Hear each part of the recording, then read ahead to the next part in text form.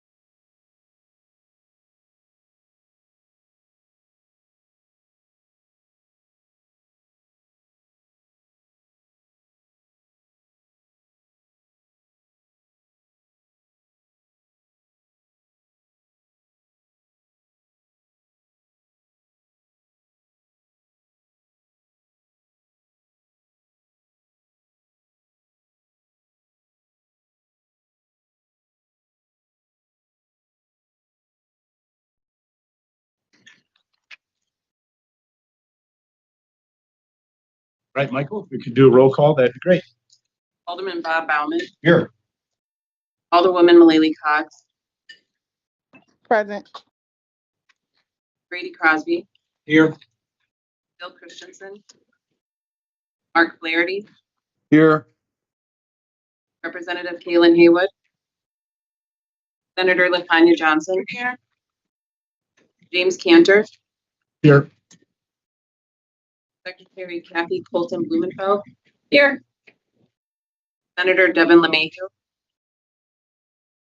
Greg Marcus, Mayor Dennis McBride, Alderman Jose Perez, Gerard Randall, Here. Representative Jesse Rodriguez, Omar Sheck, County Comptroller Liz Sumner. Here. We have a quorum. Okay, great. Thank you. First order of business is the approval, any discussion in the approval of the meeting minutes from June 7th, 2004. Move adoption. Do we have a second? Second. All in favor, say aye. Aye. Okay, great. I will turn it over to Marty to introduce our next topic with an update on some of our professional services. Good morning, everyone. Before we proceed further into today's agenda, I'd like to inform the board that after a long association with Michael Best for legal and contract support, we've engaged Hush Blackwell to provide us with these services. I'd like to acknowledge Rob Mulcahy, Kirk Pelican, Michelle Evan Weber, and Tom Gartner, Michael Best, for their years of counsel to the WCD. Past year and a half, we have been working with HB for employment matters and to review new contracts. I'd like to introduce Joe Pickard and Bruce Arnold, partners at Hush Blackwell, and our primary contacts, tell you a little bit about themselves and about the firm. Thanks, Marty. And thanks, Marty. Appreciate it.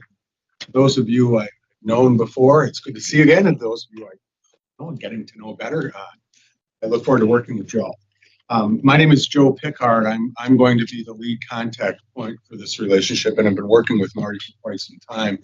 I'm a corporate and tax attorney practicing over 30 years. And while Hush Blackwell, the name may seem new to you or not as familiar, you're probably familiar with White Hirschbeck. Bruce and I were longtime partners at the law firm of White Hirschbeck. And in 2016, we combined with Hush Blackwell to become a larger firm that offered more services across all areas of corporate law. So we basically have about 1,100 attorneys nationally, over 130 here in Wisconsin, with our main office here in Wisconsin being down the street across from the public market, which you can see from the expressway. As I said, we have a number of different areas, a number of different strategic business units, including government affairs, including being able to service nonprofits, corporate governance, and the like, and look forward to serving you and Marty's team here in the future. I'm going to turn it over to Bruce Arnold. Bruce Arnold's my longtime partner. I'll say a little bit about Bruce and then let him say what he wants to say about himself. Bruce is probably the firm's leader in board governance matters and has a long history of working with nonprofits. So he was the perfect person to be the lead here on corporate governance matters. So Bruce, I'll turn it over to you. Thanks, Joe. He left out the most important part. Joe's my friend and fellow Barket High grad. Joe's right. The practice of law is such that you can land in a number of different places. I'm titularly part of our healthcare group, represent a lot of hospitals and physicians. But for the last quarter century, I predominantly spend my time on board governance matters. It's been my privilege to chair the board of Wisconsin Health Information Exchange, Vine St. Beverly Angels High School, Marquette University High School, and now Seton Catholic Schools. By the way, very proud initiative. We have 3,600 kiddos now on 14 different campuses. The joy of working in an engagement like this is to work with people like the folks who are in this room. My goodness, what a wonderful cross section. And while the statute that created the Wisconsin Central District is unique, we use that word without, putting any kind of a gloss on it. The admixture of individuals, talents, and representative capacities in this room is exactly the kind of stuff that excites me as a lawyer in the board governance space. So look forward to serving you. Thank you. Okay, thank you. Do you have any questions at all? Joe or Bruce? Or... Good dialogue. All right. I guess next I will turn it over to you, Bruce, I think, as we discussed on the election of officers. Let's proceed, ladies and gentlemen, with the election of officers for the following positions: chairperson, vice chairperson, secretary, and treasurer. As evidenced by the meeting minutes from the board meeting on June 7th, anyone who is interested in an officer position was asked to contact Marty Brooks prior to today's meeting, but no individual other than the incumbents expressed an interest in being nominated for an officer position. So in calling for the board vote, faith with Robert's Rules of Order of Wisconsin statutes, I asked that the nominee for each officer position abstain from voting for the position for which they are nominated. Let's begin with the chair. We begin with the position of chairperson, since there are no nominations other than the incumbent chairperson. We now proceed to vote. All those in favor of Jim Cantor for chairperson, please signify by saying aye. Aye. All those opposed, please signify by saying nay. Thank you. Jim Cantor has been reelected as chairperson of the board of directors.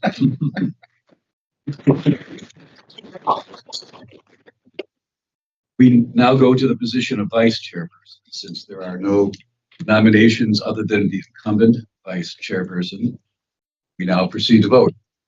All those in favor of Grady Crosby for vice chairperson, please signify by saying aye. Aye.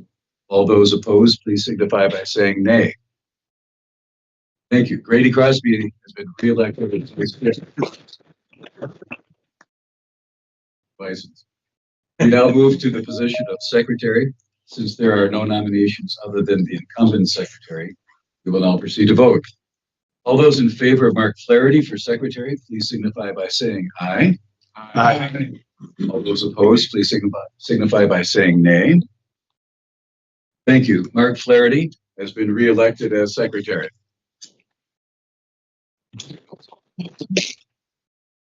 Although Greg Market is not able to join us today, we will proceed to call for the vote on the position of treasurer. Since there are no nominations other than the incumbent treasurer, we will now proceed to vote. All those in favor of Greg Marcus for treasurer, please signify by saying aye. Aye. All those opposed, please signify by saying nay. Thank you. Greg Marcus has been reelected as treasurer.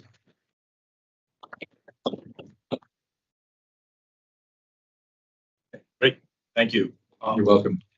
Appreciate everybody's engagement in that. I also want to acknowledge Common Council President Perez has joined, and Omar Sheikh has joined the meeting as well. Thank you. Next order of business will be our financial report, and I'll turn it over to Steve Marsh for an update. Thank you. Thank you, Mr. Chairman, and good morning, everyone. Today's financial update will include a review of our year-to-date income statement as well as our projected year-end forecast. A couple quick updates before we get into the numbers. The 2025 budget process is in full swing. As a reminder and consistent with past practice, we will first be presenting to the Finance Committee and seeking their endorsement of the draft budget at the October 7th meeting. The following week, the budget will be presented to the full board. Management will be seeking a vote for it to be adopted. This budget will be the district's first in which the expanded convention center will be operational for a full 12-month fiscal period. Marty and I look forward to sharing the final results with you in October and executing the plan thereafter. Also at the October board meeting, we will ask the board to vote on the annual resolution to transfer capital maintenance funds from the trustee to the district's operating account to partially fund the 2025 capital budget. Two pretty important action items as we get prepared for the next fiscal year, so please make arrangements to be available October 25th. As for the expansion project, you'll notice the standard financial documents for the project are not in your packet today. There were no material changes to these exhibits from the June board meeting. Mike Abrams from ICON will be presenting a final project report in October, which will include a financial wrap-up.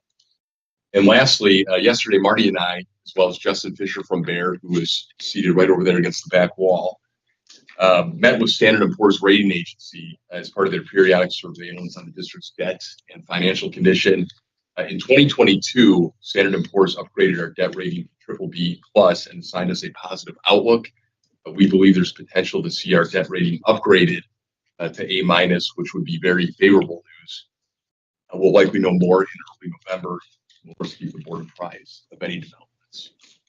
So let's take a look at the 2024 financial results. We're going to start with page 7 of your packet, which is the event mix summary. You've heard me talk at length about this exhibit during our annual budget process.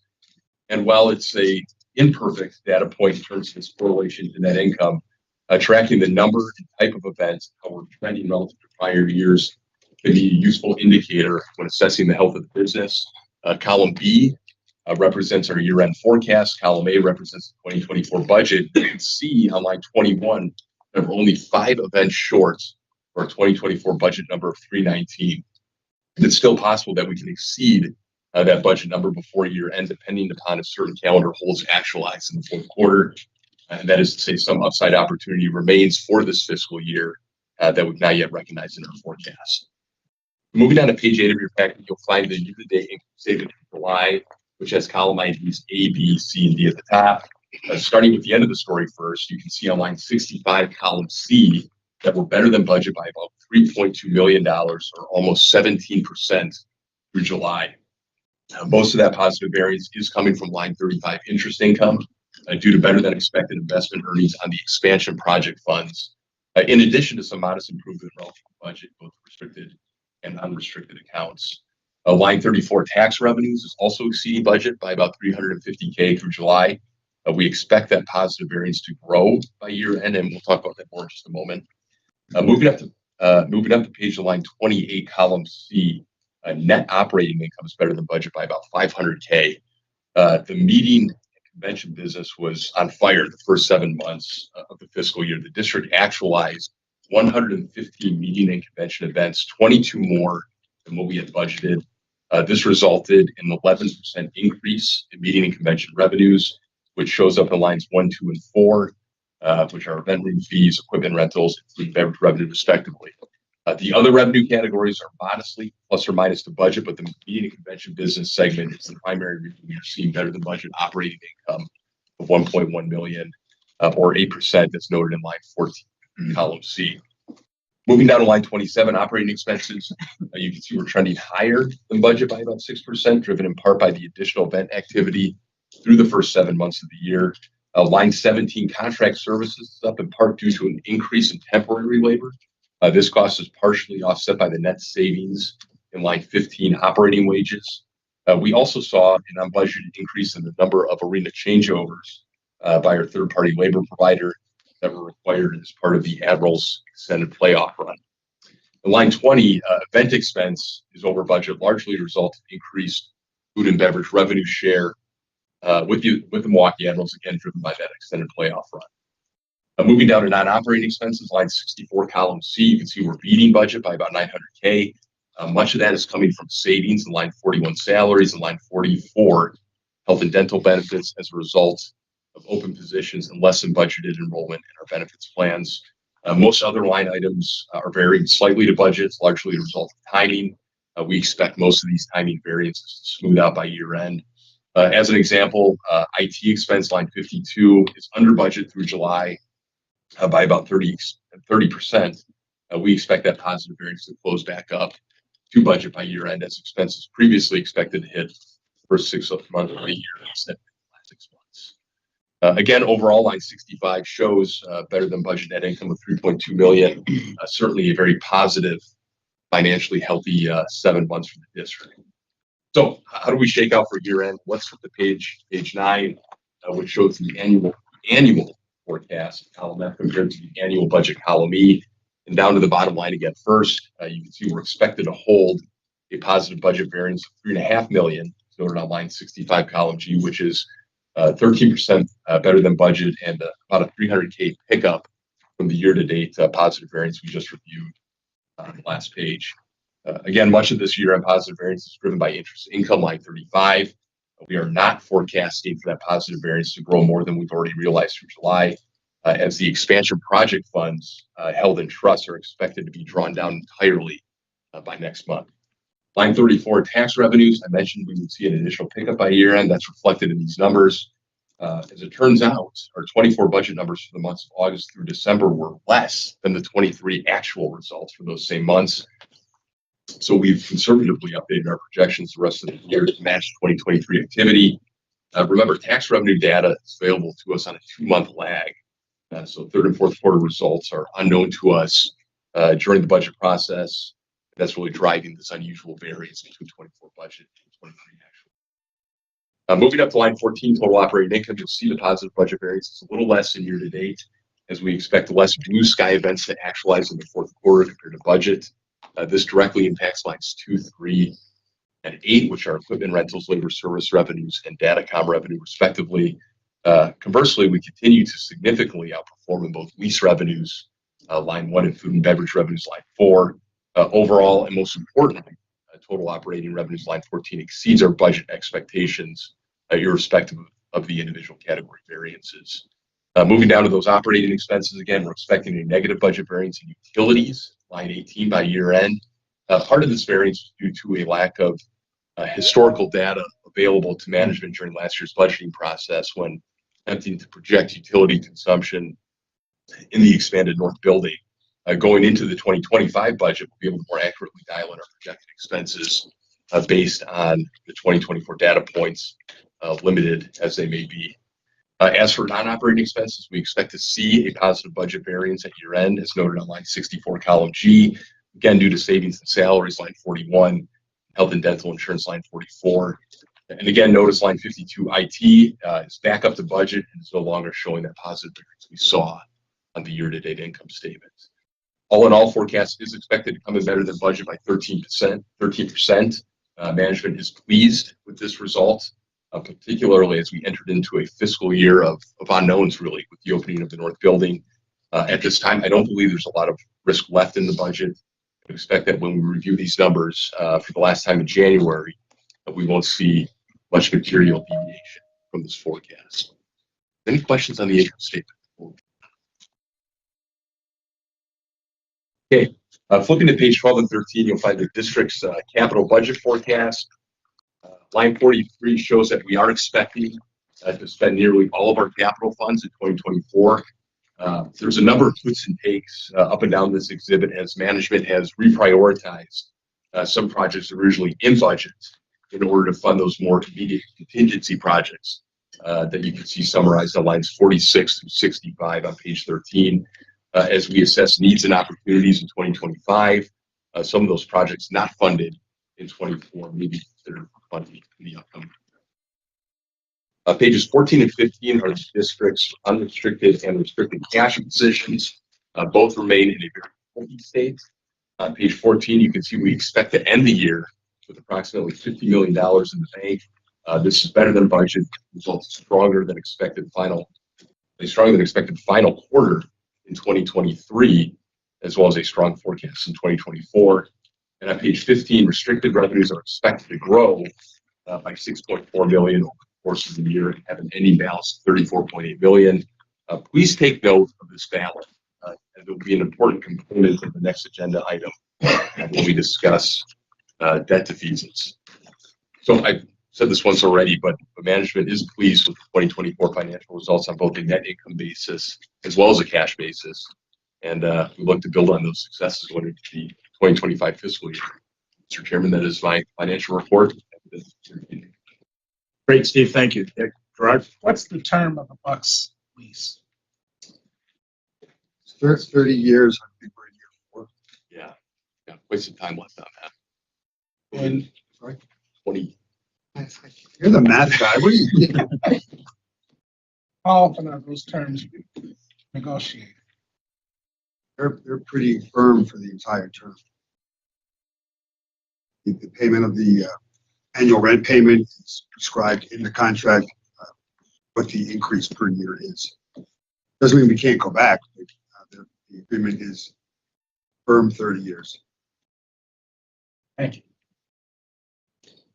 Any other questions for Steve? All right, Steve, the next item is also yours, the debt, defeasance discussion. Before Steve gets on, goes, I'm gonna take the floor from. I'm listed, which is, anyway, We're going to the CEO. no. Anyway, I'm gonna start the debt defeasance discussion. For over 20 years, the WCD has engaged Baird to serve as our financial advisor in connection with the issuance of various bonds to support projects, including the repurposing of the Milwaukee Auditorium, construction of the Bucks Arena, short-term bond issuance to fund improvements to the UW on Panther Arena in connection with the Admiral's move from the Bradley Center to our arena, our 2020 debt restructuring, and the financing of the Wisconsin Center expansion and modernization project. Earlier this year, both in March and again in June, Jim shared with the board that we expected our restricted revenue account to be over $34 million, as he just referenced, by the end of this year. And that assuming this would continue to grow, we had begun investigating options to use a portion of these funds to defease some of our most expensive long-term debt. Today, Steve and I are coming to you with an opportunity for the WCD to take an action that supports a goal to improve the long-term financial stability of this organization. We've assembled a team that includes Steve Marsh, Kyle Graham, our Director of Finance, from Baird, Justin Fisher, Managing Director, Dale Jock, Senior Vice President, Carlson Brady, Liz Blutstein, and Jacob Lichter, and from Hush Blackwell, Linda Temple. This team has been developing the plan that we will be sharing with you. At the conclusion of this presentation, there'll be an opportunity for any initial comments or questions. And after the meeting, you'll have 2 weeks after you've had a chance to see the full presentation at your leisure. You'll have 2 weeks to submit questions, which we will review, compile all the results, and send them to the entire board the week prior to the October board meeting. At the October board meeting, as Steve has indicated, we are going to seek your approval to move forward with this defeasance recommendation. To establish what I'm really talking about and why, turn it now over to Steve Marsh, our CFO. Okay, well, thank you, Marty. Before Baird and Carlson Brady get into the specifics of the proposed transaction today, I think it's important that the board have a bit of background knowledge on the components of this transaction, why it's possible and why it matters. First of all, what does it actually mean to defease debt? Practically speaking, defeasing debt has the same effect to the district's financial statements as paying off the debt early. That effect is that the debt comes off the district's balance sheet. However, instead of paying the principal owed to the bondholder directly and immediately, we give that money to a trustee who holds that money in escrow until such date the district has a contractual right to pay down that debt early. That date is the call date. And a call date is simply the date which a bond issuer, which is the district, has the right to pay off the debt prior to that maturity. So the purpose of this transaction is to pay down the debt early. So how and why are we funding this? Well, as this board is aware, the district collects 4 taxes. The first tax is the city hotel tax, which is unrestricted. And that is an unrestricted funding source to the district, meaning these funds can be used for any lawful purpose, including but not limited to the payment of utility bills, funding working capital, and meeting our payroll obligations.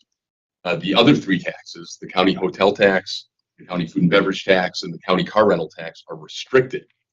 In the district's case, this means that they can only be used for the purposes of servicing our outstanding debt.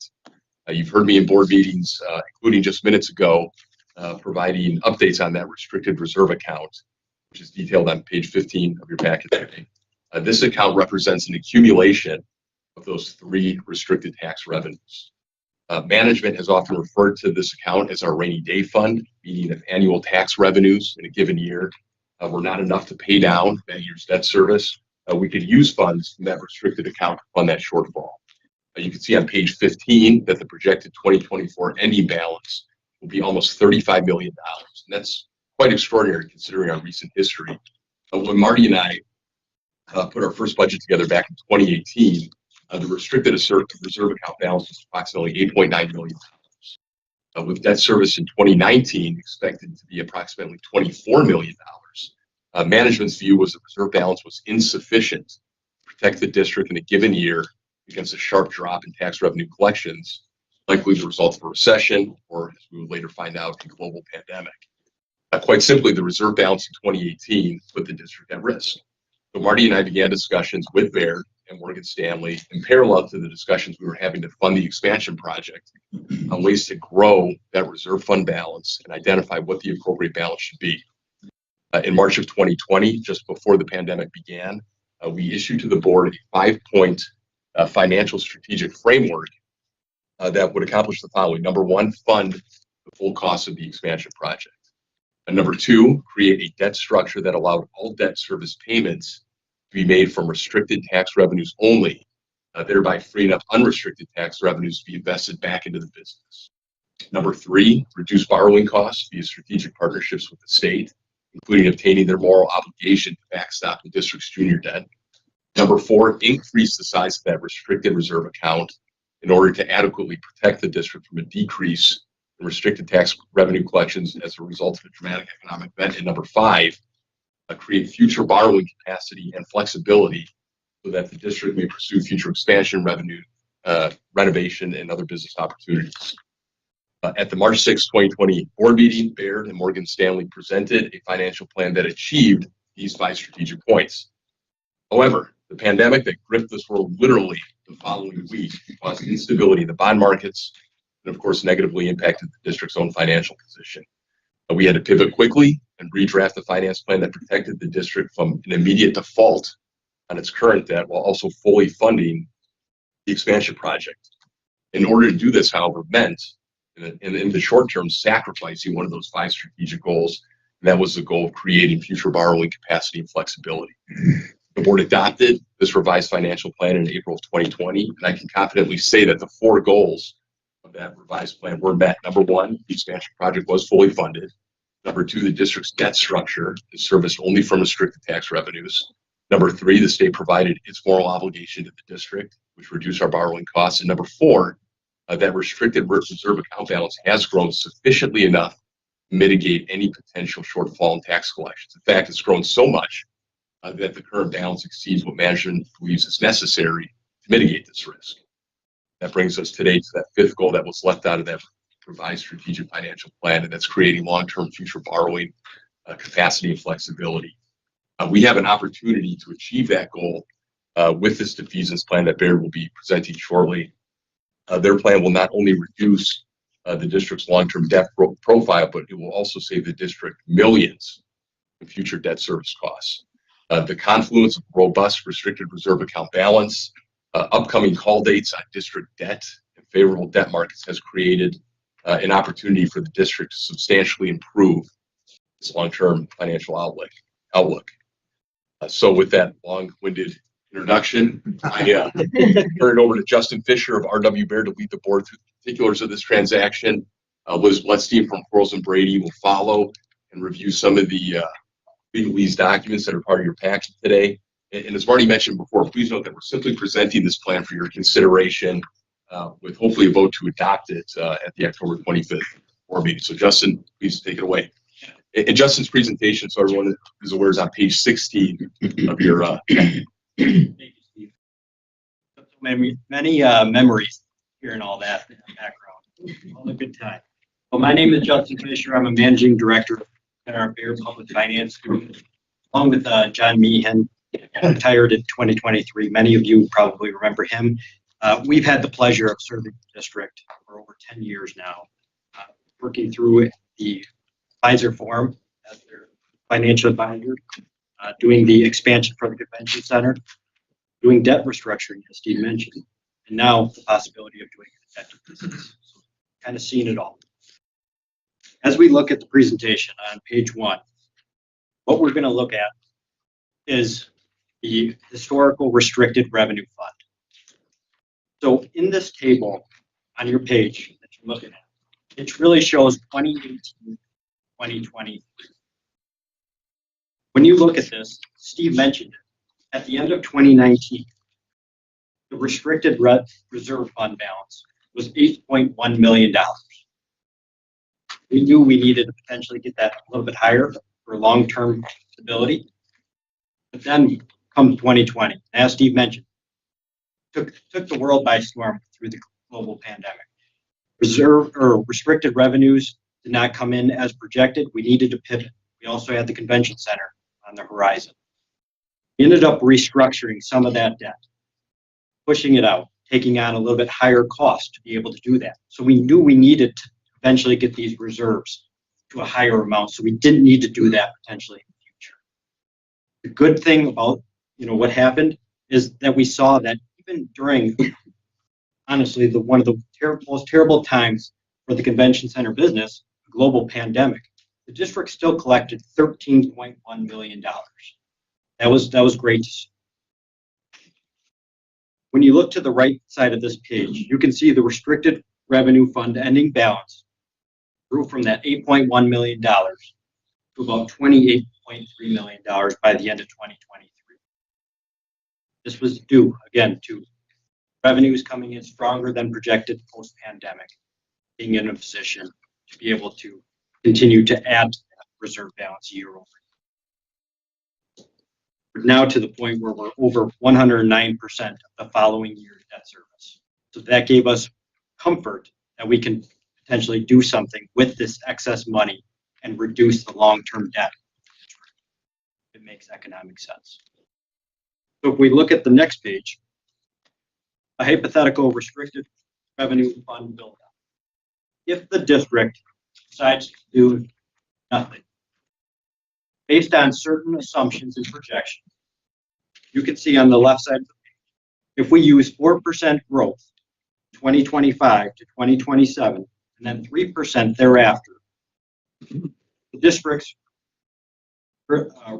reserve fund balance on the right side of the page will grow pretty significantly year over year. At the end of 2023, again, $28.3 million could grow to nearly $60 million by the end of 2029. One thing that occurred in 2024 that we aren't factoring into the future years is the district earned a pretty significant amount of investment income because short-term rates were just higher than they had been historically speaking. We saw that in our checking accounts, in our CD rates, etc. The district was able to capitalize on that by having a nice reserve balance to be able to invest in. We're not planning on that as the Fed continues to look to reduce their short-term rates. We're trying to be conservative in our approach here. And if the investment income comes in, at even a dollar, that'll just increase the right side of this page to a higher amount than what we're showing.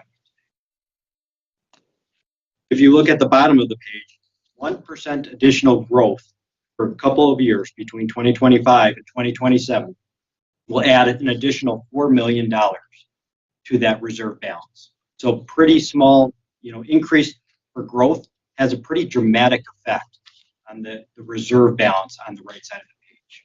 And again, this is what's presenting these opportunities for us to evaluate. Does it make sense to use some of this excess money and pay down more expensive outstanding debt that the district has on it? So if we go to the page 3 here, following the defeat, if you so choose, we would apply cash to reduce the most expensive debt that the district has on there. If we look at this page, when on the top part of the page, you can see that we will be applying potentially about $14.3 million from that reserve to pay down debt. This will still leave approximately $20.1 million in the reserve, giving everyone, the management, us, feeling that we're in a good position to be able to weather any future uncertainties, whether it be an economic downturn, not another global pandemic, but it puts us in a good position to be able to weather any unforeseen storms and be able to pay debt service. So we don't need to do another debt restructuring like we had cost us money. So the plan here would be to evaluate it on a year-over-year basis to look at, do we have sufficient revenues in our reserve balance? Anything in excess, whether it be $4 million, $5 million, or plus, but always leaving about 76% of the following year's debt service in that reserve. That would be the goal. Anything in excess, we will be evaluating, taking that excess cash and defeasing the more expensive debt on a year-over-year basis to reduce your debt profile, put you in a good position long term. So if we go to the defeasance summary, there's a lot of numbers on the page. I won't go through it in detail. Summary is the issuance that we're looking at, that's on the books of the district right now, is the Junior Dedicated Tax Revenue Bond Series 2020D. Now, this was part of the Convention Center finance, just a portion of it. This was capital appreciation bonds. So if you look at the accretion interest column there, you can see that as you go out longer on the debt, that interest really starts adding up significantly. Our goal is to reduce that impact year over year. By taking $14.3 million,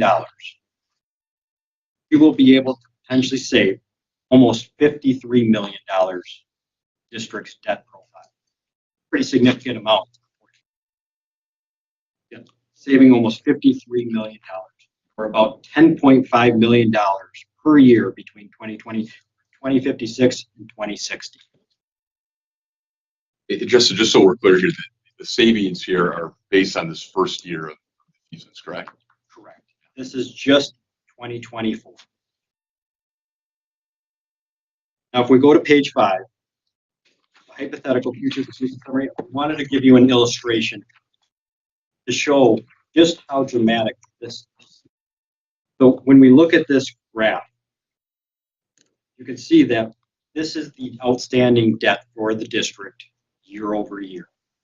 The yellow on the far right side of the page, that's what's going to be eliminated with this debt defeasance. So taking the 14.3, you're saving the $53 million. The yellow is essentially what's going to be gone from the district's debt profile after this transaction is completed. Again, the goal here is to evaluate it year over year and potentially start chipping away at this debt long term to do exactly what Steve said in his report. Put you in a good position long term to be able to take on a future capital project if you. So the defeasance strategy sets the district up for long-term success and puts the district in a good position to take a larger capital project, so choose. So now I'll turn it over to Liz to go through the legal document. Yeah, and before Liz gets to it, feel free to take the podium. Just sort of what's clear here, what Justin is laying out is a 5-year defeasance plan strategy. Okay, so if the board adopts it, we would defease some debt this year, and then we would reevaluate next year at approximately this time to determine if it makes sense for the district to defease more. Liz is going to start walking you through some of the legal documents, including the resolution that we propose to vote on next month. That gives management authorization to defease debt only this year. If it makes sense to defease again next year, then we would go through the same process, seeking the board's authorization to do that. Good morning. I'm Liz Plutstein. I thought I would also just introduce Jake Lichter, who's here with me today from Quarles and Brady. I've been working with the district as their bond counsel actually back to 2013 before Steve and Marty. So a pleasure to be here and pleasure to work with the team on this potential defeasance transaction and planning for the future.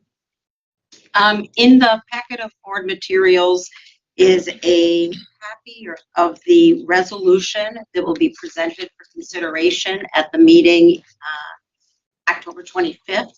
So today is just a draft of the resolution for you to get a chance to review and see what's included in the resolution that's going to be presented for your consideration and approval in October.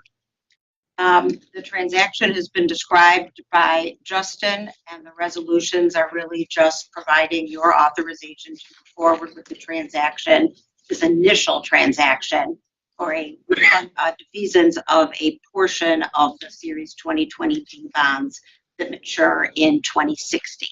So that's the sole focus of this particular initial resolution to be considering next month. The resolution sets forth the district's intention to use the restricted tax revenues which are the tax revenues that are only eligible to be used to pay debt service on the outstanding bonds, in an amount of approximately $14.3 million to prepay or defease a portion of the December 15, 2060 maturity of the 2020D junior bonds, and to apply them for a redemption of those bonds on December 15, 2030. First available call date to pay off those bonds. The resolution authorizes the officers of the district to enter into an escrow agreement, which is the second document that's in your board packet. The escrow agreement is sort of the main document that governs the actual process for the defeasance and payoff of the debt until the 2030 call date. The resolution authorizes the transfer of the funds from the restricted tax revenues account to the escrow fund that will be created under the escrow agreement.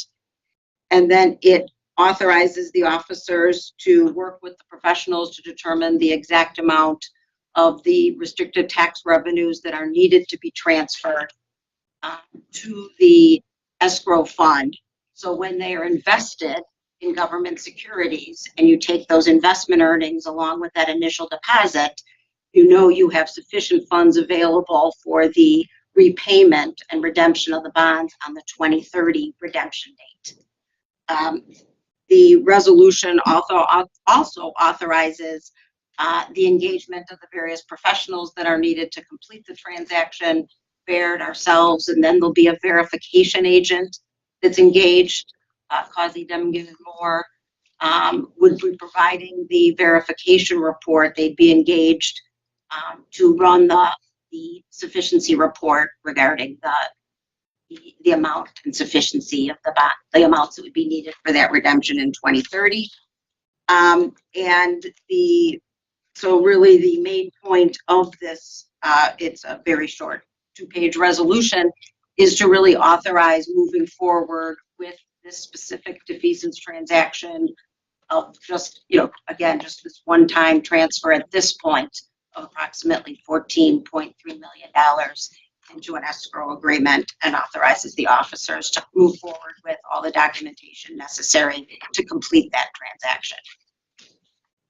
A draft of the escrow agreement is also attached in your board packet. Again, this is just the agreement that the district would enter into with U.S. Bank Trust Company, who is also the trustee for all of the district's debt. They'd be engaged to act as the escrow agent.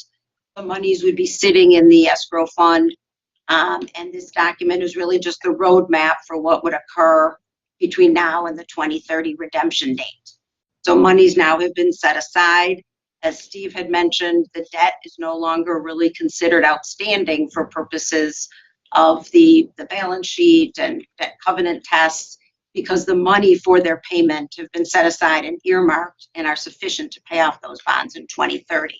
So this agreement authorizes the trustee to purchase the directed investments. It authorizes the trustee to continue to pay on the 2060 maturity, but any payment would be coming out of the funds in the escrow.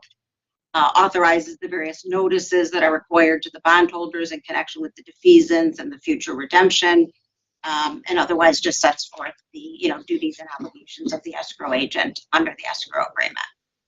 So the full draft of the agreement is in your packet, and if there's any questions, we're be happy to answer them. Question. Yeah. What determines which debt issue you apply this process to?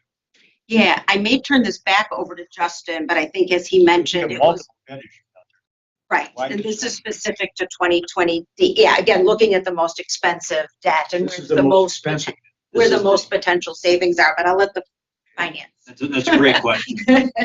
We did evaluate all the different standing debt issues, and this one was producing the most cost savings by this particular.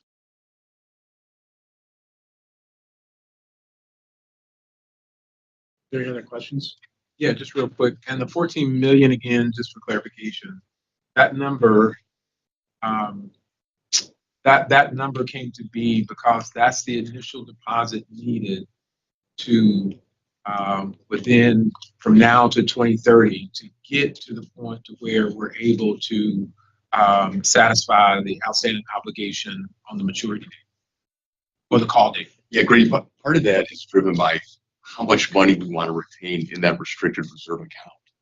So what we determined was we needed about 76% coverage of the next year's debt service in that account to feel safe that we're mitigating the risk of potential economic disaster. So based on where the balance is expected to end at the end of 24, 35 million, drawing 14 million out of that account gets it to 76%. And then that money's applied, as Justin just mentioned, to the most, to the debt that will give us the most cost savings. And that's why, as we continue on year after year, should we continue with the defeasance agreement plan, we have to deposit incrementally more to keep up and to stay within that mitigation, percentage rate that we feel is necessary for, like you said, to get in a rainy day fund.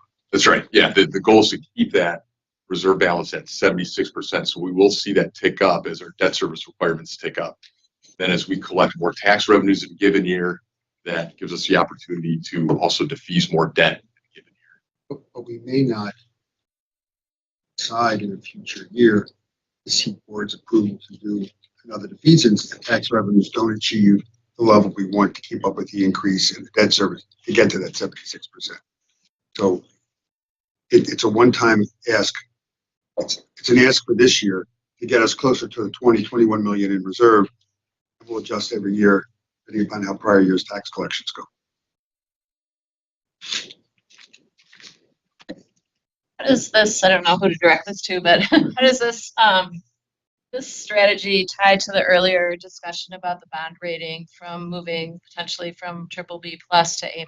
Was this foreshadowed in that, or would this even contribute more to that? We did discuss this with Standard & Poor's yesterday. They received it favorably. Excited to hear that, and we hope it contributes to an upgrade next month. In the prior meetings I've had with Standard & Poor's and Moody, it's the first time I actually saw a smile on one of those representatives' faces. They're looking to pay down some of your debt? Wow. So, Of course, I took it very optimistically as their reaction. I think Steve and Justin were a little bit more reserved. Question, is refinancing another option to accomplish the same goal? Replace high interest debt with potentially lower interest debt, especially with the bond rating change? Yes, that is going to be a possibility. Not necessarily for this type of strategy, but the district does have some debt that's going to be callable here in the next couple of years. And depending on where interest rates are at that particular time when we hit that call date, that's when we'll evaluate, does it make sense to replace that debt with potentially lower cost debt? And if it makes economic sense, probably present. So that only makes sense if you're close to the call date for the issue. Justin, if I'm not mistaken, don't we have some bonds that were issued in connection with the expansion that are callable in 10 years? Yes. Yep. Yes. In 10 years, a lot of the convention center financing will be callable at that particular time. Just like the Pfizer form, there's call features on that we can take coming up here in the next couple of years. So this is the only method to immediately pull this debt off the balance sheet. Most cost effective. Most cost effective. Yeah, just to briefly, there's a federal tax law limitation in how far in advance you can issue bonds to pay off bonds before their call date. So we can't do new debt now That to pay off impacts debt in that impacts 2030. the borrower, or that impacts the lender? Bondholder? Yeah, the bond owners have the protection out to the call date. And the tax code, or just this limitation on the ability to do something called an advance refunding, which was something we used to be able to do in the old days, but they don't let us do it anymore. We can't issue debt now and do exactly what we're doing in terms of defeasance and use bond proceeds of debt now and put the funds from the borrowing into an escrow. You can't do that. We can do it with funds that we have on hand in the restricted tax revenues fund, when you can't use proceeds of a new tax exempt borrowing and put those proceeds into an escrow to pay off more than it's limited to 90 days, or it's treated as an advance. And what if any risk in this transaction? What risk? Potential Yeah, downside. yeah, it's a great question, Alderman. I think that the greatest risk is just not having the cash available to us for whatever we might need it for. As we draw that balance down, that of course means less coverage for the next year's debt service. But I think we got pretty comfortable with where we want to take this based on the experiences we all went through during the pandemic, knowing that that was sort of hopefully our deepest, darkest hour here at the district. We still brought in some tax revenue collections and have used that as our barometer forward. We discussed that very issue. Not so much as their risk, but looking at how they have grown. Is there anything we can do with these funds that are limited to what we can do with that can work for us? And paying off some of the debt really seemed a way for us to do $50 million in savings, as opposed to just sitting in the account. Otherwise, we couldn't touch. Well, I have one suggestion. Maybe see these pilots. Yeah, but thank you. My colleagues on the big board, did you hear that? These funds are restricted only for debt service. Yeah, but you so could they can't be backfill with the others. that would not meet the contractual terms of the pilot payment agreement. I understand that, but it could always be changed. That's right. So going forward, Steve, we'll see this show up in your restricted cash flow numbers. Is there special accounting for this, or? Yeah, if the board votes to adopt this in October, we would expect that the cash to leave the account sometime in November. Justin, is that right? Targeting the end of October, early. So when I would give probably in January an updated report on the restricted reserve account, you will see that 14 million no longer there, and a balance of about $20 million. And then on the balance sheet, when we go through the audited financial statements with Baker Tilly in May, you'll see our principal outstanding will have been reduced by the amount that we're paying down. Once we defease that debt, it's off our books. It just shows up as far as what outstanding debt we have. U.S. Bank, if I'm not mistaken, Steve, if they, at that point, we give them transfer the money, they're picking up any income, any interest income. That's used. Right. That's right. And that's why the $14 million number, we're not giving you an exact number today. I think we've used 14.3 as an approximate number, and I think you maybe even have a different number in your report. A lot of it will depend on just the investment rate and the securities that would get purchased at the end of October or November when we actually establish the escrow and have our verification agent do the mathematical computations to verify the sufficiency that the initial deposit plus the interest earnings from the securities purchased gets us the amount that's needed for the redemption date in 2030. That's a variable for the next 45 days is what that rate would be once we lock into the investment. We lock into the investment, it's irrevocable. And so they take the upside of the overperformance of interest on the escrow, but we always remain safe because at the very least, we don't have to participate in any downside. Yeah. Yeah, no, there's really no, I mean, there shouldn't be, and I'm gonna, the escrow should be, almost to the penny to the dollar, that exactly what's in the escrow is gonna be what's the amount needed to pay any debt service on those bonds, and then the redemption price, or these bonds are capped, so the accreted value that's due in 2030 on the redemption date. So we purchased this, with the initial deposit and those securities, and those earnings, it all stays in the escrow fund and is all going toward. Buying a fixed security. We're buying U.S. government that are fixed. A bond or a treasury? U.S. government. U.S. treasuries, yeah.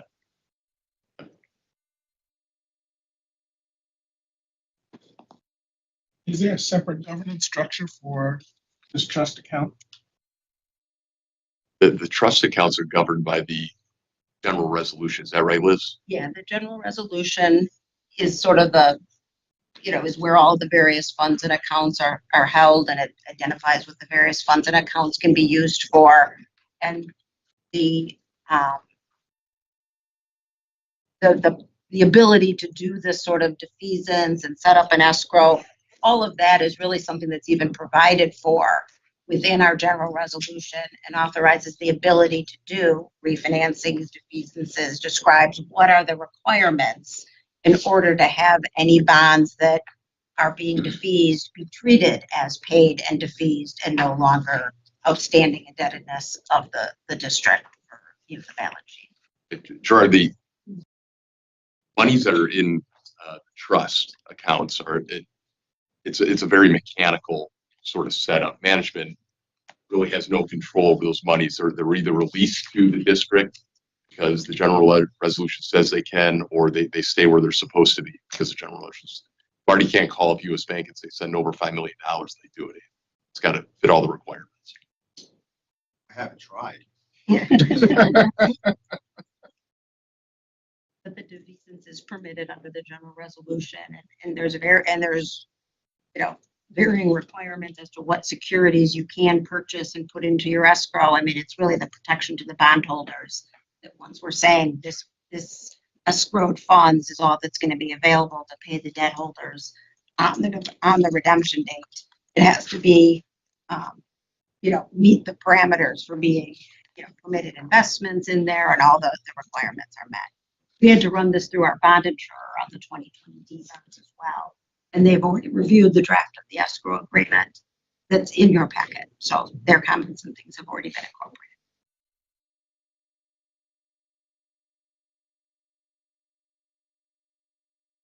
incorporated. Okay, are there any further good discussion on this? I think we got a lot of clarity. Liz, Justin, thank you very much for that. Questions. If there's anything else, any other concerns, questions, otherwise, please don't hesitate to reach out to me or Marty in advance of that October 25th board meeting. Plan right now is to take that vote and hopefully move forward with this transaction. This really makes a lot of good financial sense for the district. From a timing standpoint, if I can ask everyone, if you do have any questions, looking for clarification, you get them to Steve by 2 weeks from today, so it gives us a chance to get with Justin and Liz if there's any questions there we can't respond to. So we then have a week to get the answers, and any questions that come in will be distributed to the entire group, not just the requester. Right. Thank you. Appreciate it. Next topic is Marty now, for CEO. Thank you. Steve, I really appreciate how thorough you were in your forecast, because most of what I was going to talk about as far as event booking and how that's doing, you've already said, so I can take the floor. Move on. I don't think anyone will be sorry for me to cut a couple pages of my presentation. A couple of things that you didn't cover, though, is that this year we've already had 3 events occur in Baird Center using the entire North and South building. Anime, the Cheese Expo, and the Republican National Convention. 2025, we currently have 6 events building-wide. Adepticon, Baird, Salvation Army, Crew, Northwestern Rituals event, and the National Guard. So while we're quick to say we built the expansion to do more events simultaneously and overlapping, we certainly like when there are events that use the entire North and South building. As a point of reference, in 2022, hosted 22 galas, parties, and receptions in the South Building's Grand Ballroom. By the end of this year, Baird Ballroom, the North Building, and in the Grand Ballroom, we will have hosted 48 events, 34 in the Baird Ballroom, 14 in the Grand Ballroom. So from 22, where we had 22 events, 2 years later, we've had 48, more than double the number. And that's in the short term. What we're finding is for every event we have, we're getting leads from other people who walk into the space and go, wow, how do I get my party or my event into? So very encouraging how the new facility is generating leads in and of itself. For our sports teams, head coach Bart Lundy is back for his 3rd season. He's head coach of the UWM men's basketball team. Their home opener in Panther Arena was part of a Queen City Challenge, an in-season basketball tournament first week prior to Thanksgiving. The Admirals are hoping for another deep run to the playoffs, having lost in the Western Conference Championships back in June, the night before our June 7th board meeting. The ice is currently being made in Baird Center. I'm sorry, we're making ice in Baird Center for catering events, but the ice for the hockey service is being made on the Panther Arena. The Admirals open their season at home on October 19th. The Way will be back for another season. We're very excited about that, playing 12 home games starting in December. Over in the Miller High Life Theater, PTG has confirmed 14 shows through the end of December, adding to the 14 shows that they've already hosted. 11 shows are confirmed thus far for 2025, and we expect 2025 concert and comedy series season in Miller High Life Theater to be outstanding. Looking at events that have occurred since the June board meeting, the RNC certainly received the most national and international attention. Baird Center was located within the secure perimeter, and we hosted events in the Baird Ballroom throughout the entire convention week. The Kilbourne and Bell R. Phillips corner of the Baird Skyview Terrace was the location for a number of broadcast networks stand-up, where they did stand-up reports as well as beauty shots showing Gear District and the Fiserv Forum, really giving great exposure to our property and to downtown Milwaukee. The expo hall served, as we had expected, as media workspace and catering for the media personnel up there. For the 4 days of the convention, Convention Fest was located on Kilbourne between 6th and Bell R. Phillips. First floor of our Baird Center contained a retail area with convention and candidate merchandise. There were also several booth vendors offering Republican Party educational materials, along with a full-size replica of the Oval Office. This is the official replica of the Oval Office. It's used on the set for movies and television shows dealing with the president's office. In August, Visit Milwaukee in the district hosted Connect, which is the preeminent trade show for meeting planners in the U.S. and destinations of the U.S. Over 1,100 meeting planners were here, and over 2,000 exhibitors attended the convention. I must say, Milwaukee and Baird Center had a great week showing off what we have to offer. At next month's board meeting, Steve also took from my notes. I have to stop sending you minutes in advance. Mike Abrams from CAA Icon will present his final expansion and modernization report. However, I can't let this meeting go by without showing a couple pictures and just talking about one of the things that has recently been finished. We had moved forward and completed the modernization of the South Building's meeting room fronts in the first and second levels. However, based upon that, the activity of the building, we were not able to commence the modernization of the grand ballroom entrances until August.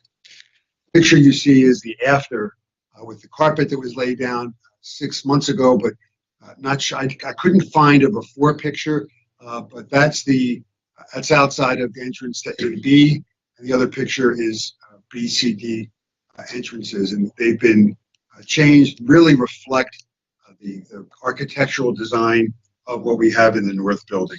The transformation, I believe, is incredible and truly demonstrates to those who use our building the intentionality of having the two buildings integrate seamlessly together.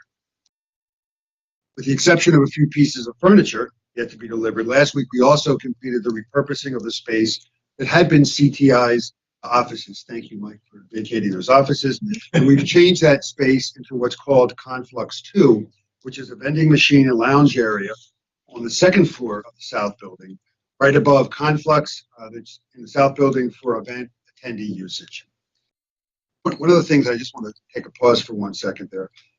Early on in the discussion of the expansion, there was some reasonable expression of concern or a checkpoint that as we did the expansion and made this fabulous facility, that there might be not as much attention given to the South Building. I assured the board early on that that would be the case, that we would give the South Building the same love and attention that we're giving the North Building. And I truly believe that we have. People who have come to our facility or in the South Building are commenting on, wow, this facility is beautiful. Thank you very much. It is.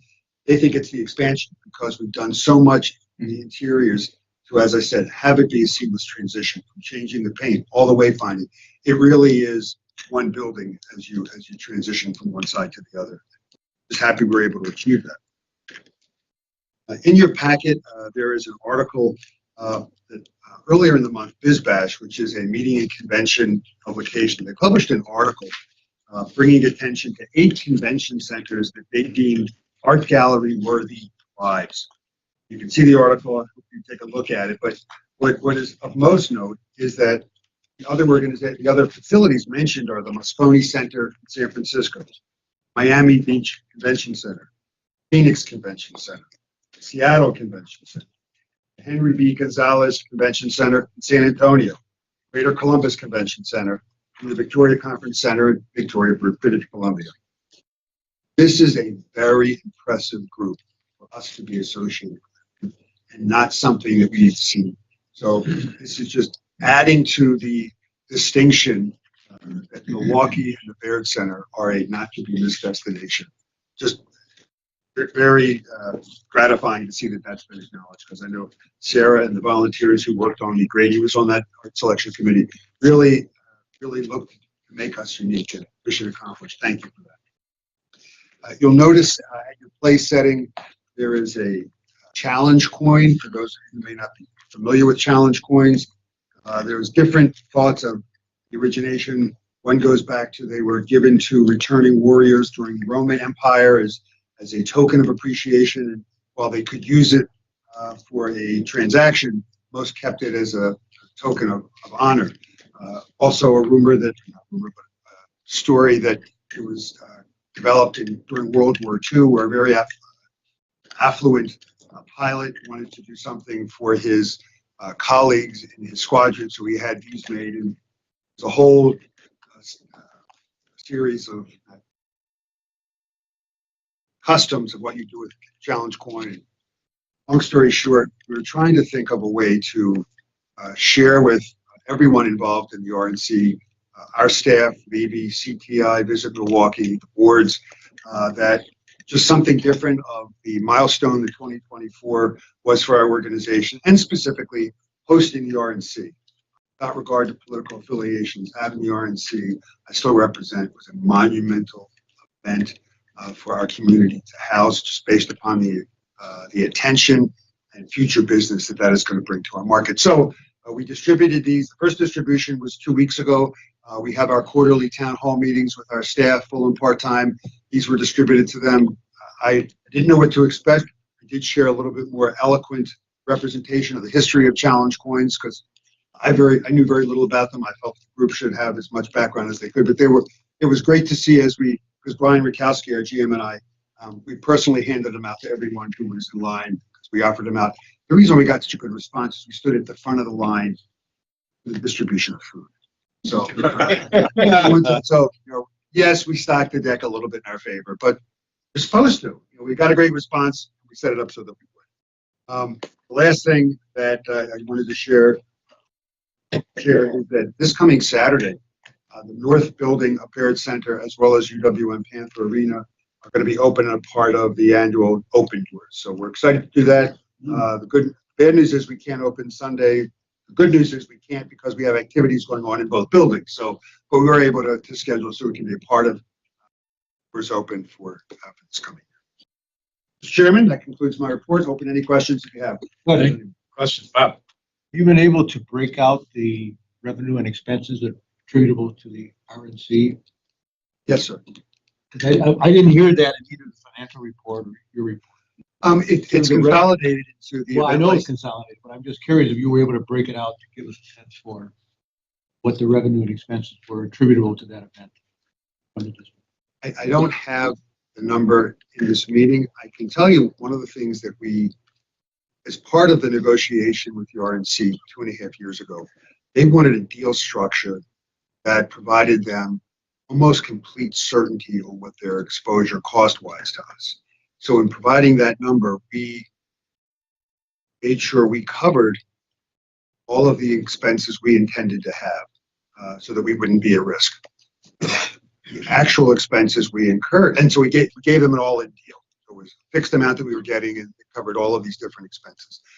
The reality is, I recognize this is an open meeting, but the expenses that we actually incurred were less than what we had anticipated we would incur, because 2 years ago, we didn't know how they were going to use the space, kind of hours of operation. So we were able to save in both guest services, housekeeping labor.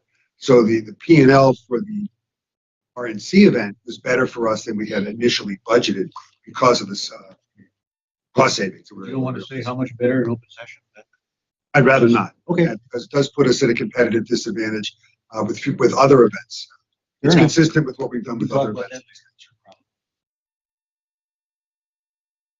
Great. On the question, one other question on the art gallery vibes article, has all the art been installed here? Yeah.